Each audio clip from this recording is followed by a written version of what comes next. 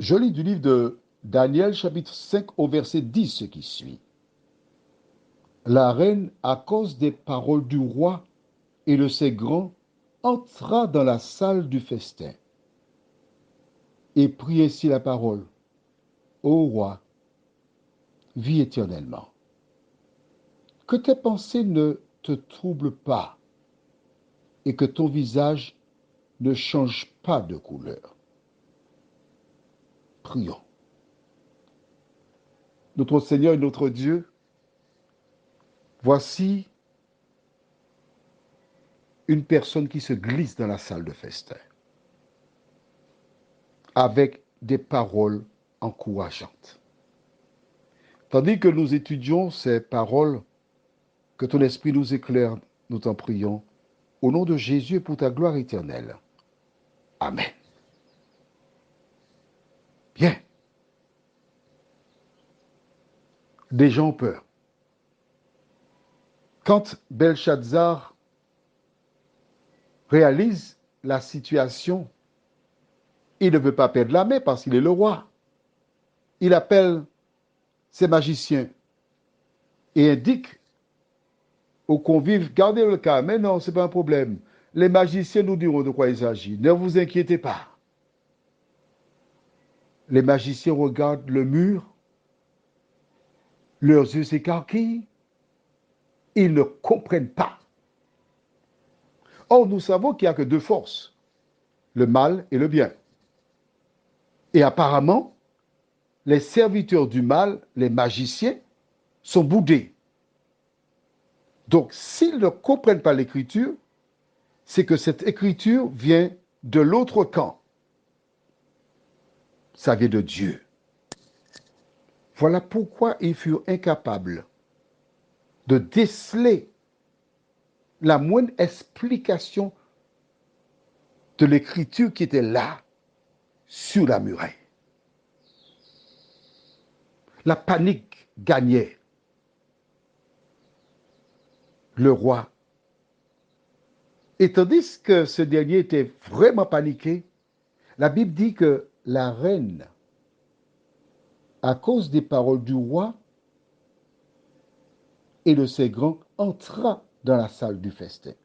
C'est-à-dire, la reine dont il est question, ce n'était pas sa femme. Mais non, regarde, lisons à partir du verset 1er. Le roi Belshazzar donna un grand festin à ses grands au nombre de 1000 et il but du vin en leur présence. Belshazzar, quand il eut goûté au vin, fit apporter les vases d'or et d'argent que son père Nebuchadnezzar avait enlevés du temple de Jérusalem, afin que le roi et ses grands, ses femmes et ses concubines s'en servissent pour boire. Et là, maintenant, nous découvrons qu'il y a une reine qui n'était pas dans la salle de festin, qui entre dans la salle de festin. De qui s'agit-il? Sais-tu? La reine, c'était l'épouse de Nebuchadnezzar, qui n'était pas dans le festin. Elle était dans ses appartements. Elle se reposait, elle dormait. Ce n'était pas pour elle. Elle avait fait le deuil du bal, des soirées. Mais quand ces 1000 personnes crièrent, cela a attiré l'attention des personnes qui n'étaient pas dans la salle de festin. Et ayant entendu un bruit, elle demanda à l'un de ses serviteurs, mais qu'est-ce qui se passe? Il alla au renseignement, rapporta à la reine, l'épouse de Nebuchadnezzar. Il y a une main qui a écrit, Belshazzar a peur, et on donne un rapport. Quand elle arrive, elle dit à Belshazzar, j'aime beaucoup,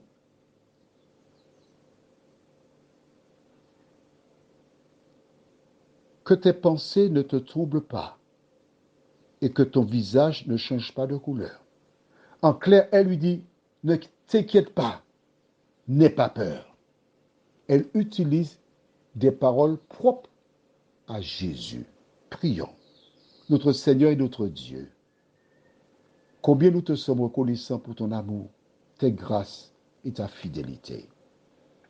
Voici cette femme qui vient, elle commence par encourager Belshazzar. Elle commence par lui dire, calme-toi, sois tranquille. Sous-entendu, j'ai de bonnes nouvelles pour toi. Tu n'as aucune raison d'avoir peur. Ce monde est exactement comme la salle de festin de Belshazzar. Des gens ont peur. Mais Jésus te dit que votre cœur ne se trouble point. Seigneur, merci pour ta parole. Merci de nous éclairer chaque jour, de nous conduire aux portes de la nouvelle Jérusalem, nous t'en prions. Au nom de Jésus et pour ta gloire éternelle. Amen.